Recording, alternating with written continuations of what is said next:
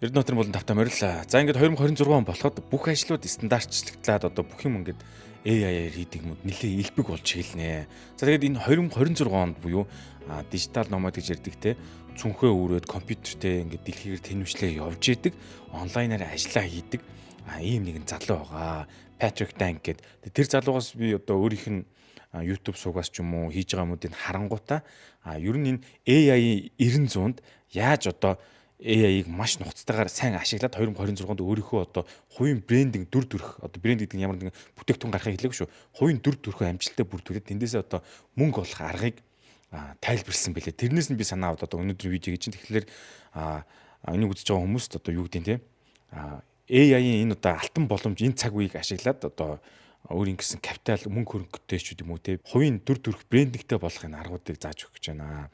Тэр Patrick Dan гэдэг залуугийн хэлсэн яриануудаас төвөрлөөд юу гэдэг те ийм би өөрөө ингэж амжилтанд хүрсэн тэр үний түүхэн дээр үндэслээд энэ хүү яриг хийж байгаа гэсэн үг шүү. Тэгэхээр ер нь манер ингэж хэлсэн байгаа. Танд лэптоп интернет хоёр байхад та яг энэ бүгдийг хийнэ гэж тайлбарлаад. Яг энэ юу юм гэдгийг жоохон дэлгэрүүлж тайлбарлахсан. Тэр манер бол одоо нэг юм сургалт мургалт одоо өөрийнхөө хувийн дүр төрхийг бий болгоод хичээл энэ төр ордог юм шиг байна. Тэгэхдээ тэр нь бас нэг аргачлалтай. Энийг та хүнд тайлбарлаж өгөх гэсэн. Тэгэхээр энэ бол бүх хүнд одоо тохирох арга биш. Зарим хүнд нь тохирч болно, зарим хүнд нь тохирохгүй ч болно. Гэхдээ яг яаж одоо энэ үүсэж байгаа энэ шатлал эсгээ бүтцэн юу гэдгийг та хүн би тайлбарлаж ярих гэж байна. Patrick Dan гэдэг одоо энэ залуугийн жишээг ярих гэсэн үг. Тэр хүн бол ингэж хэлсэн байгаа. AI бол хүн болгоны амьдрал гүн нэвтрэх тусам үн цэн нь өснө гэсэн байгаа. Яаж юм гэхээр ChatGPT бол бүгд ашиглаад промптчид ижил ажлыг хийж чаддаг бос үед таныг тэндээс өөрөөс чинь одоо бус хүмүүстэй адилхан тэр промпт хийж байгаа өгдлөөс ялруулж чадах ганц юм нь юу вэ гэхээр таны хувийн брэндээ гэж хэлсэн байгаа. Тэгэхээр хувийн брэнд гэдэг нь одоо итгэл үнэмшил тухайн хүний дуу хоолой, өөрийнх нь түүх юу гэдэг те тэр зүйл нь хүмүүс дагаж итгэдэг зүйл болсон гэж хэлээд байгаа. Эцэст хүмүүс юг авдаг гэхээр хувийн брендийг худалдаж авд юм байна. Тэрийг одоо Patrick Dan бол тайлбарлаж ирсэн. Огт одоо хувийн брендинг байхгүй хүмүүс яаж эхлэх вэ гэх юм бол нөтбүк камер интернет холболтоо аваад 2026-нд хувийн бизнесээ эхнээс нь 0-оос нь эхлэх боломжтой гэдгийг тайлбарсан байгаа. Дижитал номууд юу дэлхийн тэнд ингээл нисэл яваад ажил хийдэг залуучуудыг ер нь юу хийдэг хэдүүлээ угаж ойлгоё. Энэ видеогоор энэ Patrick-ийн жишээгээр бол манерийн хэлснээр бол ингэж байгаа хамгийн ихний алхам бол одоо бизнесийн санаагаа олох гэж байгаа. Яагаад бизнесийн санаагаа олно гэхээр хүмүүс хамгийн их одоо шийдвэргүй зүйл орхидог нь бизнес хийнэ гэж дотор бодоол гаддаг. Тэгсэн тэрийг ерөөс хийдэггүй. Нэг л өдөр би бизнес эхлүүлэндэ гэж бодсоор байдаг тийм хэдэн сая хүн байдаг нэ. Тэгээ яг энэ боддог үе дээр ихэнх хүмүүс гацдгаа гэж Patrick Dan бол тайлбарсан байл л дээ. Тэгээ хүмүүс ингээл маш олон санаатай байх тусмаа тэр санаандаа дарагдаач юм уу, дарамтанд орооч юм уу, ерөөс хөдөлгөөн болдог юм зогсдог гэж байгаа. Тэгэхээр нөгөө нэг ахиц дэвшил одоо амтлаад ихний алхмаа хийж үзэхээс өмнө одоо юу гэдэг нь анхныхаа үйлчлүүлэгч, анхныхаа клиент, анхныхаа захиалгыг авахаас өмнө бүр анхныхаа контентыг хийхээс өмнө зүгээр л маш их далааны санаанд хөврөөд орхиод ямар ч гүйцэтгэлгүй хайчдаг гэж байгаа. Зүгээр урдах өмнөх юм хийгээл.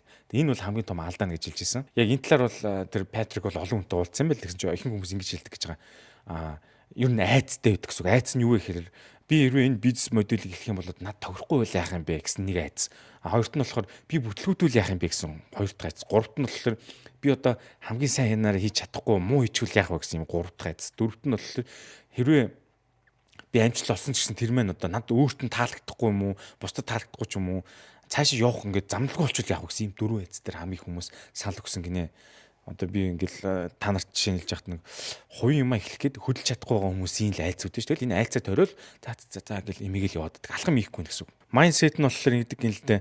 Энэ алхам хийгээ бүтлгүүчүүл тийм шившгтэй байдалд ороод ичгүтэр байдалд ордог ч юм уу. Тиймэрхүү мэдрэмжээсээ хүмүүс айгаад ингэ хөдөлдөг юм шиг байгаа. Зөндөө олон хүн яг тантай адилхан бүтлгүүцсэн гэж байгаа байхгүй юу. Гэхдээ бүтлгүүтлээсээ сурлаад дараагийн алхам дахиад босоо яваад идэг хүмүүс бол амжилт үзүүлдэг гэж байгаа. Эхнийг алхмаар одоо амжилт болоод лаг болсон хүн хаа вэ? Юу ховор шүү дээ. Би ч гэсэн одоо ингээл 2 компанид дампууруулж үтсэн тий. 2 стартап амжилттай болгосон ингээ 50-50% санагдчихсан надад бол. Тухайн одоо бизнес санаагаа ажил болгох тэр сэтгэлгээгээ өөрчлөж аягүй загчаасан. Ер нь бол хүмүүс ингээд заавал амжилттай болох ёстой гэж бодоод бүтлгүүтгэс айгаад хөдөлдөг юм байл та. Тэгж бодохын оронд эхлэж байгаа ажил болгон тэр бизнес болгоноогоо төслийн ажлыг харж байгаа юм. Тэр зүгээр туршиж үзэж байгаа гэдэг ойлголтоор сэтгэлгээгээр авчих юм бол заримдаа бүтэн, заримдаа бүтэхгүй ч үгүй болно, заримдаа амьдралыг нь өөрчлөн, заримдаа аз дагуулж гэдэг юм уу те. Тэгэл бүтлгүүтэл энэ төсөл жоохон болохгүй байлаа. За дараагийнх нь хийж үзье гэл тийм хөнгөн хандаа явах юм бол нэгснэ хизээж бууж өгөхгүй явах юм бол бүтлгүүтэхгүй яг амжилтанд хүрнэ гэсэн санааг хэлээд байгаа юм л та. Бүтлгүүтгэхээс айдаг гэсэн шүү дээ. Тэгэхээр ерөөсөө бүтлгүүтэх гэдэг нь зүгээр юм аа. Энийг би одоо хүлээж авах ямар ч асуудалгүйгээд дотроо оруулаа л гэж хэлж байгаа юм л та. За ингээд яг санаандын тухай хэдүүл ярьцлаа л. Тэгээд санаагаа эхний шатандаа бол яг ямар санаа юм бэ гэдэг бүр нарийн тодорхойлох хэрэгтэй гэж байгаа. Японы Икига гэдэг ном бидэж тэр Икигагийн номоор бол энэ Патрик Темпл нэлээд тайлбарлсан байсан. Икигагийн зарчим бол юу гэдэг чинь Японы соёл бол амьдралын утга учир уу нөгөө амьдрах шалтгаан тэрийг ингээд дөрвөн үндсэн хүрээнд тайлбарладаг л да. Тэр монгол хэл дээр Икига ямар гэлээд нэг цэгэр хавцсан ном явуулдаг ш ном л үүдээ тэрийг бас уншижсэн. Тэгэхээр тэрийг хөрвүүлээд жоохон өөрчлөөд энэ Патрик Тайм өөр ингэж болгосон юм билээ. Нэгт нь чи юунд дуртай вэ? Тэгээд одоо юу гэдэг олон нийт чамайг тойрон хэрэглэж байгаа хүмүүс хэрэглэгчид юу хүсэж байгаа вэ? Тэгээд чи юугаар мөнгө олох боломжтой вэ? За дээр нь чи яг юунд үнэхээр сайн, юу үнэхээр сайн хийж чаддаг. Энэ дөрвөө тодорхойл гэдэг юм л та. Энэ дөрвийг тодорхойлсон огцлол дээр чинь тэр Икигагийн оршин гэдэг байгаа байхгүй юу? Одоо Японоор л гэж байгаа юм л та. Өөрийнхөө дуртай чиглэл, хайртай, чадвартай юм хийх юм бол хүмүүс чамд мөнгө төлөхөд бэлэн гэсэн санааг явуулж байгаа юм билээ. Тэгтээ хитрхи ингээд хийсвэр юм байж болохгүй гэж байгаа шүү. Одоо чинь бодит байдлыг харуулж байгаа. Тэр нь юу гэхээр одоо жишээ нь чи ингээд хитрхи навхан бол сакс тоглооч юм NBA-гийн авраг болж чадахгүй гэдэг нь ойлгомжтой шүү. Энэ бол бодит үн. Тэгэхээр жоохон амьдралтай юм сонгоорой гэдгийг хэлээд байгаа. Бүр хийсвэрэнтэй гинт сансарнасан гэдэг ч юм уу тийм биш байгаарэ гэснийг хэлжээ лээ. Угаасаа та ингээд огт санаагүй байж болно те. Гэхдээ та ингээд сайн дөрвөн асуултанд Икигагаа тодорхойлоод юу хийж чаддаг мэдчихлээ шүү дээ. Тэгэх юм бол энийг одоо ChatGPT за эсвэл Twitter нөгөө Grok шүү дээ. Elon Musk-ийн Grok гэдэг эднэрийг ашиглаад яг ямар хэрэгтэй санаа гаргаж авахыг амар энгийнээр тайлбарлсан байлээ. Энийг одоо би хэлж өгье гэж бодож байна л да. ChatGPT-гийн та нарыг өөрсдөө чинь хайж байгаа асууж байгаа юм дээр чинь нэг хайлтын түг нь байгаа шүү дээ. ChatGPT нэг бичтэй шүү дээ. Намайг ингээд тодорхойлох өвчнгүүд нь та ийм сонирхдаг юм гэж гараад ирсэн шиг ChatGPT-гийн түүх чинь бас чамд хэрэг болно гэж байгаа. Өмнө хэрэгэлдэл байсан бол. За тэгэхээр промптыг бол Патрик Тайм ингэсэн байлээ. Ингээ промпт ингэж бичнэ гэсэн. Энийг монголоор бичсэн болно, англиар бичсэн ч болно. Юу ч байсан болно. ChatGPT ингэж хэлж байгаа байхгүй. ChatGPT чи бол одоо хувийн брэнд ба бизнесийн зөвлөх мэрэгчлэлтэй өөрт нь нөгөө өгдлийн өгч байгаа гэсэн. Доорх өгдлийн дагуу миний Икигаг тодорхойлоход туслаа. Би юунд дуртай вэ? Би юунд сайн бэ? Дэлхийд дахинд ойр орчимд юу хэрэгтэй байгаа вэ? Би юугаар мөнгө олох вэ? Энэ бүрийн дор 3-5 дэд сандлыг гаргаж өг гэд промпт өгöd явуулчихж байгаа. Тэгэхээр хинд бол ингээм амар тэнийг янз янзын хачаач юм гарч ирнэ л та угаасаа. Энэ ойлгомжтой. Тэгэхээр энийг яаж засах арга нас байгаад байгаа юм шүү. Тэгэхээр мэдээж эхлээд таалагдахгүй бол тэгэхээр дахин оролт гэж байгаа. Эдгээр санаа надад таалагдсангүй. Харин яг энэ хэсэг сонирхолтой нэг хэсэг чи сонгоод хэлчих штэ. Тэнгүүтээ үүнтэй төстэй дахиад 5 шин санаа гаргаж өгөөч гээл засаал бичээлэн. Тэгэл энийг одоо ChatGPT-гээр ингэж юм гаргуулаа яг шоо ихтэй ажил гэсэн байгаа. Шооёг хаяал үл ингээд яг хүсэн тооч нь гарч ирээгүй ч гэсэн ингээд хаях тусам тоон ингээд өөр бол нэг тоо гараад ирдэ. Ашиглаач гэж байгаа. Заримдаа бол үнэхээр онно. Хэрэгтэй юм байна. Заримдаа бол алтна. Тэгэл эцэст чинь ингээд тасралтгүй ChatGPT за энэ вэ энэ буруу энийг зас гэж хэлсээр их юм бол нэлээд олон генерат хийсэн дараа яг хэрэгтэй юм шиг гараад ирнэ гэдгийг энэ Патрик бол хэлээд байгаа юм байна л л дээ. Энийг би ч сэргэлжсэн янз бүрийн санаан дээр болдгийм лээ. Хувийн брэндээ бүтээгээд контент хийж байх үедээ хвчлэн 2 зам байдаг гэсэн гэж байгаа. Нэг нь болохоор үйлчлэгээ зарах. Үйлчлэгээ зарах гэдэг чинь одоо агентлаг, фриланс одоо гэдэг чи бусдын өмнөөс ажил хийгээд тэрнийхээ хөлсийг авах гэсэн. Хоёрт нь болохоор мэдлэг зарах гэж байгаа. Мэдлэг зарах нь юу гэхээр өөрийн мэдлэгээс сургалт болгоод зөвлөгөө, коучинг, онлайн курс хэлбэрээр зарах гэж байгаа. За энийг сонсонгууд та ингэ жоохон дотор чинь дургуй урж байна. Яг бол хаасайгүй монголоор нэг ийм юм яваад байгаа шүү дээ. Тэгээд тэр нь зөв ч юм уу буруу ч юм. Тэгсээр гад хүмүүс их дургуй болгоцсон. Тэгтээ яг зөв юм аа өөрийнхөө хамгийн сайн мэддэг юм аа хүрэхэд бол чинь болно гэж байгаа байхгүй юу? Чи өөрийнхөө хамгийн сайн мэддэг юм гэж байгаа шүү. Мэдхгүй юм ингэж мэддэг юм шиг ярих ч бас буруу шүү. Яг тэгж ярьдаг хүмүүс олон болсон учраас монголчууд юм нэг коучинг сургалт ч юм уу одоо юу гэдэг нь те иймэрхүү юм жоохон дургуй болцсон. За тэгээд өнөө цагт бол одоо юу гэдэг нь те сургалт боловсрал зарах чиглэл маш их хүчээ авч байгаа юм л да. Яг 90 үеийн гэсэн үг одоо яг хэрэгтэй үеийн гэдэг. За яг энэ дээр тулгуурсан WAP гэдэг аппликейшн бол сайн явж байгаа юм байна. За та бидний монголчууд хамгийн сайн мэддэг School аппликейшн бас нэлээд явж байгаа вебсайт байгаа шүү дээ. Тэ эдгээр бол дараагийн одоо $1 billion unicorn болохоор одоо бэлтгэдэг өрсөлдөд нэлээд хүч үзэж байгаа юм байна. Unicorn болохын тулд энэ компаниуд хувийн брендинг дээрээ суурилж одоо та community үүсгэхэд тэрнгүүрээ орж одоо сургалт Монгол заах нь шүү дээ. Энийг хэлээд байгаа. Би ингээд сэтэл авч явж байгаа энэ Patrick Tang гэдэг нөхөр бол өөрөө бас ингээд үнэхээр амжилттай яг саяхан хийсэн юмудаар юм хийж чадаад бүр нэлээд сайн явж байгаа юм билээ. Би тэгээд амжилттай явж байгаа кейсээс л дурдж байна л да. Ягаад энэ сайн болсон. Тэгээд сонирхолтой би бас өөрөө задлан гэсэн community үүсгэсэн байгаа.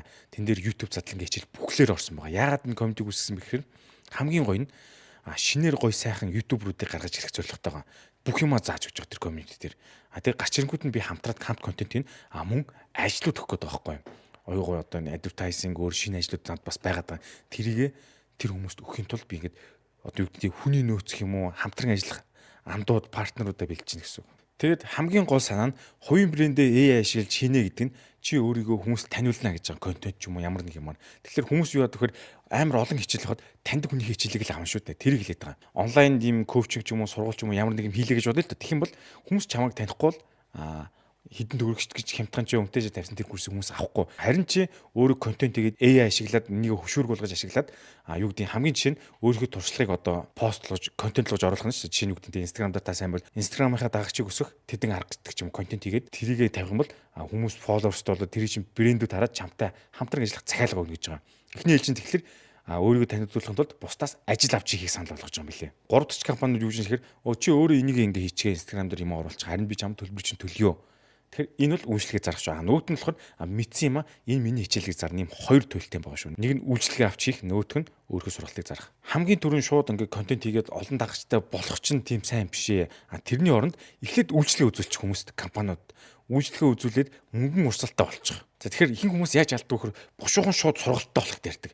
Бушуухан шууд онлайн курс буюу нөгөө нэг олон дагагчтай хүмүүс танил болсон хойно хийх биш. Шууд эхлээд коучинг янз бүрийн сургалт хийх эхэлдэг. Энэ буруу юм а гэдгийг тайлбарлаад байгаа юм лээ. Альва нэг газараас бүтээгдэхүүн үйлчлэгийг авч одоо үйлчлэг хийж өгнө. Тэгэхээ явцад чи контент бүтээлээрээ хүмүүс танигдаж тодорхой хэмжээнд өөрийн брэндээ үүсгэсний дараа өөрийнхөө тэр хичээлийг гаргаа гэж энэ Патрик Дангул хэлээд байгаа. За бүтээн үүсгэн байгуулагчийн шатл гэд нэрлэлсэн байгаа. Контент креаторын шатл гэсэн ч болно. Хамгийн ихэнд бол өөрийнхөө ур чадварыг хийж төлбөр авна. Жишээ нь одоо вебсайт хийх, борлуулалт өдөрдөх одоо юу гэдэг нь те өвчлэн фриланс маркаар ажил авч ийн хүнээс 3 дахь газраас байгууллагаас хувь хүнээс ч юм. Дараа нь чи өөрөө тэрэндээ үнэхээр сайн гаршаад ирэхээрээ чиний мэдлэгт хүмүүс төлбөр төлнө гэсэн үг. Одоо чи амар сайн болж ш альва нэг салбарт сайн байж тэр одоо сургалт коучинг гэх юм шүү дээ. За тэгээд сүүлд нь хэдэн мянган дагагч биш ээ. Нэг цөөхөн дагагчтай ч болно. Та одоо чинь 1000 дагагчтай ч биш болно. Яг тэр 1000 дагагч чинь 900 дагагч нь яг одоо чинь юу гэдэг нь та номын талаар ярьдаг бол яг номын талаар чинь тэрийг сонсдог 900 байхад бол та яг жинхэнэ чанартай коучинг одоо тэр сургалтыг чинь авах 900 байна гэсэн үг байхгүй. Хүмүүс болохоор олон дагагчтай хэдэн зуун мянгаар бодоод тийм шээ. Цөөхөн мөртлөө чанартай хүн худалдаа авчид байж болдог байхгүй. Энийг бас ялгааг нэлж ирсэн. Өөрөө юу чаддаг тэр дээр дүрцэн ChatGPT-ийн шоо ихтэй адилаар та нар гаргаж ирнэ шүү дээ. Яг тэгвэл өөрийнхөө яг юу чаддаг би нэг энд ч авьяастайх, тэнд ч авьяастайх гэдэг нэг юм дунд нь салгалсан санаа гараад байдаг байхгүй. Тэгэхээр ChatGPT-гээр шоо шийдвэрлэж шийдэж байгаа гэсэн үг байхгүй нэг өсөн доо. Би юм хийж чаднаа, миний сургалтыг аваарай гэж ямар нэг тодорхой хэмжээний дагагчтай болоод одоо юу гэдэг нь те хүмүүст амлалт өгч штэ. Энэ хичээлийг авснаар юм болно гэдэг ч юм уу те. Тэгэхдээ 100 дагагчтай байсан ч хамаагүй тэр хүмүүс чамаас худалдан авалт хийжвэл энэ хамгийн зөв гэж байгаа. 100000 дагагчтай байгаа тэндээс худалдаа авалт гарахгүй энэ буруу гэсэн үг. Тэгэхээр хамгийн гол хоёр чухал зүйл нь юу гэхээр яг чи тухайн тэр салбартаа сайн танигдсан байх хэрэгтэй. Тэгээд хүмүүс чамайг хэрхэн олж мэдэх зайгаа өөр үүсгэх. Одоо хамгийн жишээл YouTube дээр бол контенттэй байна суугтай тий. Twitter буюу хуучнаар Twitter буюу одоо X дээр бол profile account ч байх хэрэгтэй. Энэ бүх юма яг аль биесний гой болох хэрэгтэй. Ихэнх хүмүүс одоо YouTube дээр нэг тэгснэ Twitter дээр нэг Facebook дээр өөр profile өөр нэг юм характер өөр юм хийхэр чи хүмүүс төөрөгддөг байхгүй. Тэрийг ижлэхэн болгоол гэдэг байгаа. Зүгээр тасралтгүй контент хийсээр байгаад мөнгө олно гэсэн тийм бол байхгүй шүү. Ер нь ихэнх хүмүүс ингэж боддог нэ. За би нэг 100000 дагагчтай болоод өстой яг реклам аваад дараагийнхын мигийг мөнгөтэй олно гэж боддог гэж байгаа. Үнэн хэрэгтээ 10хан дагагчтай байсан ч гэсэн мөнгө олж эхэлж болдгоо гэж байгаа. Тэгэхээр хүмүүс чамд яг юунд мөнгө хийх хүсэж байна те? Чи тэгэхээр энийг юмтай амар сайн байх нэ те. 10 жил коучинг хийсэн хүн байж магадгүй л айгуу сайн те. Гэхдээ тэр нь зөвхөн танилын яриа, ам дэмцэн яриагаар ажил үйлчлэгээ авдаг бол тэр нэг л өдөр ингээд доголдоод зогсох магадaltaй гэж хэлсэн бэлээ. Ер нь бол контент хийж танигдсанараа тэр 10 жил коучинг хийсэн хүнээс илүү орлого олох боломжтой гэдгийг санааг илэрхийлсэн бэлээ. Яг гэвэл уламжлалт байдлаар шууд нөгөө хүмүүстэй харилцаж ам дамжиж цагаалга авсаргаад контент хийх талдаа орхигдуулсан гэсэн үг. Патрик Дангийн хамгийн гол санаа нь үйлчлэгээнийхээ чанартай нэг санаа зовоод хэрэггүй. Эхлээд ямар нэгэн байдлаар сэл буюу те үйлчлэгээ олох чинь чухлаа гэж тайлбарсан байлээ. Үйлчлэгээ болоод үйлчлэгийг үзүүлж явах явцдаа тэр өөрийнхөө тэр чадвар чансааг сайжруулах нь хамгийн зөв. Нөгөө хүнээсээ фидбек аваач юм уу те энэ зөв шүү гэж тайлбарлаж байсан. Эхлээд борлуулалт дараа нь үйлчлэгээ гэж яриад байгаа шүү дээ. Тэгэхээр хамгийн том асуулт нь яг юу вэ? Ямар платформ дээр хийх вэ гэдгийг тодорхойлох гэдэг. Тэгэхээр нөгөө ChatGPT дээр очиод нөгөө түрүү ихэнд асуусан Ikigai шүү дээ. Тэгэхээр миний Ikigai дээр үндэслээд миний зорилтод үйлчлүүлэгч түрх хамгийн тохиромжтой платформуудыг санал болгох гэдэг дахиад бичиж явуулчихна гэсэн үг. Тэгэхээр энэ Patrick Danгийн хувьд нөгөө ChatGPT ингэж хариулсан гэж байгаа. Яг тэр үнийх нь Ikigai дээр нь тулгуурлаад YouTube-ийн урт бичлэг болон нэмхэн Shorts дээр нь LinkedIn дээр хамгийн их сайн гэж зөвлөсөн гэж байгаа. Яг таны хувьд өөр юу ч хийж болно. Заавал нь YouTube, LinkedIn хамаагүй шүү. Платформ дээр юу хийхээ шийдтсэн бол дараа нь одоо борлуулалт олох тийм контент хийх хэрэгтэй гэж хэлжсэн. Олон жил контент хийсэн хүмүүс нэг юм ойлгодог гэж байгаа. Тэр нь юу гэхээр зарим контент вайрал болоод маш олон хүмүүст хүрдэг. Зарим контент нь болохоор нэг үзэлт авдуучсан жинхнээсээ орлого авчирдаг гэж байгаа. Тэгээ энийг болохоор sales болон expose гэдэг хоёр контентын төрлөгийг тайлбарласан байгаа. Ингээд олон хүмүүс үзэхээр өргөн хүрээний сэдвтэй тийм вайрал болох контент хийгээд хийж байгаа заяа. Тэн дээр нэмэд борлуулалт гаргадаг техникүүдийг нэмэд яг энэ хоёрыг хооронд нь баланслж чадчих зөв өнөмчтэй контент гардаг гэж тайлбарлаад байсан. Хийж байгаа контент чинь олон мянган үзэлттэй байхаасаа илүү яг зөв хүн рүүгээ онилсон контент хийгээд хамгийн чухал гэж тайлбарлаад байгаа. Хүн бүр одоо чамайг хэрхэн харагдаж байгааг ч л хардаг. Би ийм ногоон зав зүгсэн юм хүн байна гэдэг. Тэгтээ цөөхөн хитгэн хүн чиний яг жинхэнэ хэн болохыг ч мэддэг гэж байгаа. Тэр хүмүүс чинь чамаас сэл буюу худалдаа авалт гаргана гэж тайлбарлаад лээ. Чи ямар ч одоо имийг сайн чаддаг чадвартай байсан бэ? Харин тэр чадварыг чинь хүмүүс мэдэхгүй бол чамаас борлуулалт гарахгүй. Fake it till you make it гэдэг нэг ийм хэллэг байт юм байл. За энэ юу гэж нэхлээр бодитоор амжилт гаргаагүй хэрнээ орлогоо хэтрүүлж яриад бусдад итгүүлээд мөнгө хийдэг нэг ийм хэсэг байдаг гэж байгаа. Тэгэд энэний ялгааг дахиад тайлбарж ярих юм бол жинхэнэ туршлагатай хүн контент хийгээгүйс болоод үйлчлүүлэгч авч чадахгүй байдаг. Харин эсвэргээрээ туршлагагүй хүн контент бүтээж явсаар байгаад бусдад итгүүлэх одоо perception үе төр чадвараараа үйлчлүүлэгч татдаг одоо нэг ийм болоод байна гэж тайлбарлаад байгаа. Одоо энэ AI энэ 2025 2026 оны энэ үеүдэд гэсэн үг шүү дээ. Тэгэхээр хүмүүст өөрийгөө танилж хувийн брэндээ үүсгэх гэдэг чинь яг энэ түрүүний эхнээс хойш яриад байгаа ChatGPT ч юм уу хэмэл оюуханы AI-г ашиглаад энэ боломжийг ашиглаад та энэ 2025 2026-нд өөрийнхөө дүр төрхийн брендийг үүсгээч гэж би одоо танад ойлгуулгын тулд одоо энэ Patrick Dan гэдэг хүний жишээгээр ингэж энэ видеог яриад байгаа юм шүү. Та хүн ойлгоорой. Үнэхээр та чадвартай, мэдлэгтэй лаг байвал тэрийг ил гаргаач. Бусдад таниулаач гэдгийг би хэлхийг зорж байгаа. Энэ мэдээллийг сонсон хүмүүс ингэдэг энэ сошиал харангуйтай инээж чолол тий. Энэ хүн чинь ерөөсөө жинхэнэ мэрэгчлэн биш энэ бол хуурамч энэ биш ингээл янз янзаар ярьдаг гин. Бусдыг их муулдаг, харддаг. Энэний сурсан гэж, энэний юм заана гэж хаав исэн гэд аюух ярьдаг гэж байгаа. Гэхдээ тэр ярьж байгаа хүмүүс яадаг вэ гэхээр өөрсдөө тэр одоо хүмүүс үзэн ядж штэ тэ энэ биш гэд тэдний өөрсдийн өнгөрсөн туршлага дээр нь иймэрхүү юмд одоо хин нэгэнд хууртагдаад одоо юу гэдэг холигдуулж исэн хүмүүс аюух ингэж бишдэг гэж байгаа. Яг л тэр чинь өөрт нь одоо ингээд тод улмөр болоод үлдсэн ба штэ. Тэгэхээр бусдыг ч гэсэн яг ингээд холигддаг гэж хардсан юм ээ л та. Гэтэ бүх юм дээр ийм байдгүй шүү. Та одоо өөрийгөө яг жихнээсээ харуулах юм бол холигдогч хүн биш гэдгээ бас нотлох хэрэгтэй л гэдэг юм л да. Жинхэнэ юм чаддаг. Хин нэгэн хүн одоо юу гэдэг таныг үзэн ядснаас болоод өөрийгөө төлөвлөж байгаа юм бити зогсоогоорой.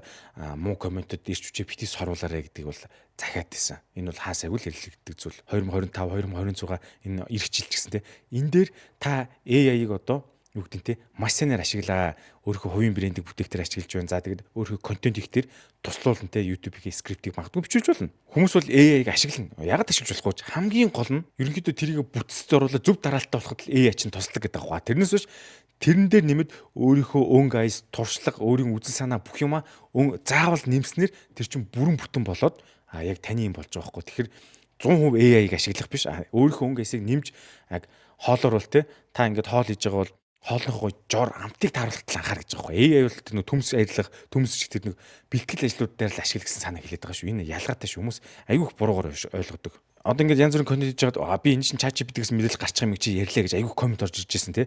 Гэтэ энийг Patrick Tank бас айгүй гоё тайлбарсан байлээ.